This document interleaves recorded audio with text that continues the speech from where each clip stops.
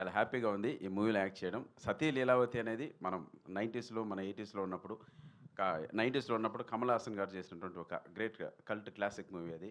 ఇప్పటికీ షార్ట్స్‌లో ఆ మూవీ వస్తున్నప్పుడు, ఆ చిన్న చిన్న బిట్స్ వస్తున్నప్పుడు పడి పడి ఎంజాయ్ చేస్తాం. కమల్ హాసన్ గారి యాక్టింగ్ కావచ్చు, ఆయనకి డబ్బింగ్ చెప్పిన మనో గారు కావచ్చు, అవన్నీ మనకు బాగా మనసులో గుర్తుండిపోయాయి.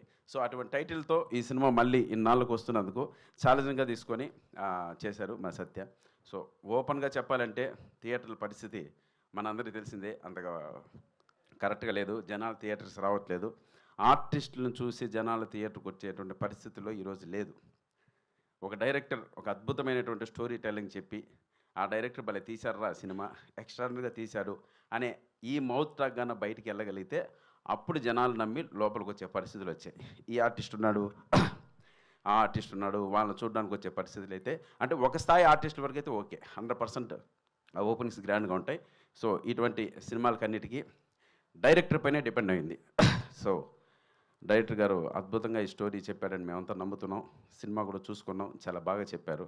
సో, డైరెక్టర్‌ని నమ్మి మీరందరూ లోపలికొచ్చి ఒక గొప్ప విజయాన్ని ఇవ్వాలని మనస్ఫూర్తిగా కోరుకుంటున్నాను. ఇంకా లావణ్య త్రిపాఠి గారి గురించి చెప్పేదేమీ లేదు.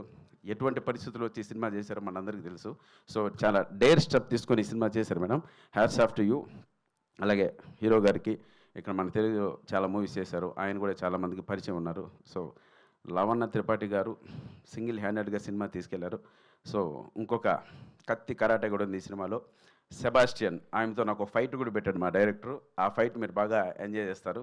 సో, ఈ సినిమాని ఇప్పుడున్న పరిస్థితులను దాటి అంటే ఇది ఓటీటీలో చూద్దాంలే అనుకోకుండా థియేటర్‌లో చూడొచ్చు అనేంత టాక్ మాకు మే 8 వచ్చిందంటే మా నాగమోహన్ గారు గొప్పగా విజయం సాధించినట్లే. చూడండి ప్రశాంతంగా మెడిటేషన్ చేసి పీస్ ఆఫ్ మైండ్‌తో ఉన్నారు పక్కన.